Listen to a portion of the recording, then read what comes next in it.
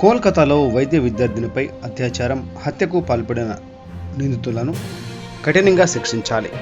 NSUI జిల్లా నాయకులు మంజునాథ్.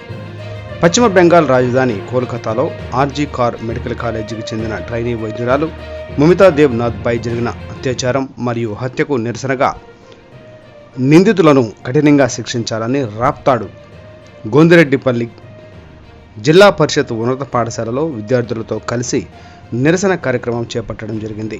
ఈ సందర్భంగా ఎన్ఎస్యుఐ జిల్లా నాయకులు మంజునాథ్ మాట్లాడుతూ ఆగస్టు 9వ తేదీన వైద్య విద్యార్థినిపై అత్యాచారం జరిగిన ఇంతవరకు ఎందుకు అరెస్టు చేయలేదని ప్రశ్నించారు.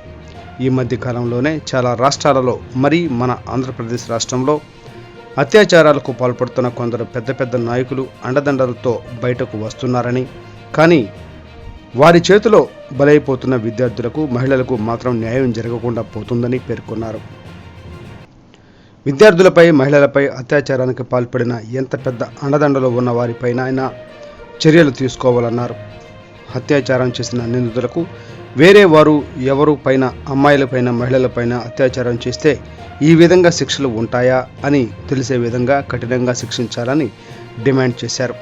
అదేవిధంగా దేశవ్యాప్తంగా సెంట్రల్ ప్రొటెక్షన్ యాక్ట్ అమలు చేయాలని డిమాండ్ చేశారు. ఇప్పటికే రాష్ట్ర ప్రభుత్వం ఈ కేసును సిబిఐకి అప్పగించిందని, వారు సమగ్ర దర్యాప్తు చేసి వైద్య విద్యార్థినిపై లైంగిక వేధింపులకు పాల్పడి అత్యాచారం చేసిన నిందితులను కఠినంగా శిక్షించాలని కోరారు. అదేవిధంగా దేవుడు జన్మనిస్తే వైద్యులు పునర్జన్మ ఇస్తారని తెలిపారు. అటువంటి పవిత్ర వృత్తిలో ఉన్న వైద్యురాలిపై అత్యాచారం చేయడమే కాకుండా హత్య చేయడం దుర్మార్గమని మండిపడ్డారు. పైగా ఏమాత్రం పశ్చాత్తాపం లేకుండా ఏం చేసుకుంటారో చేసుకోండంటూ నిర్లక్ష్యంగా నిందితుడు సమాధానం ఇవ్వడంపై వారు నిప్పులు చెరిగారు. ఇటువంటి వారిని బహిరంగంగా ఉరి తీయాలని, లేదంటే ఎన్కౌంటర్ చేయాలని డిమాండ్ చేశారు.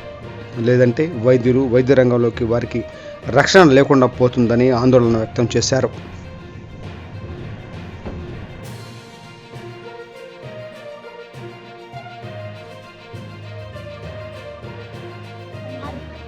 మహిళలపై జరుగుతున్న దాడి వెంటనే అరికట్టాలి. మహిళలపై జరుగుతున్న దాడి వెంటనే అరికట్టాలి. మహిళలపై జరుగుతున్న దాడి వెంటనే అరికట్టాలి.